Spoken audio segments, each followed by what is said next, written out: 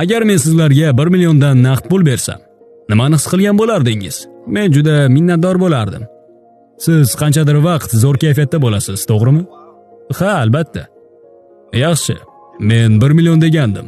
Agar sizlarga 10 million dollar bersamchi, lekin ertaga siz uyg'onmaysiz, o'lasiz. Unda pullarni olarmidingiz? Yo'q, albatta.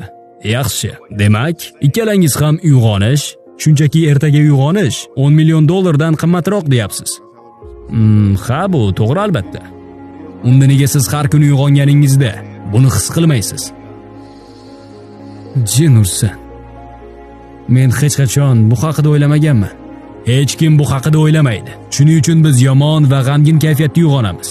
Mening kunim yomon o'tdi, bu dunyo meni yomon ko'radi, hayot adolatsiz, men shu sababdan vaznimni yo'qota olmayapman, men formaga kira olmayapman yoki pul ham topa olmayapman va shunga o'xshash har xil gaplar. Do'stlar, biz uyg'ondik. Bu kun albatta yaxshi bo'ladi. Savol shundaki, u qanchalik yaxshi bo'lishida.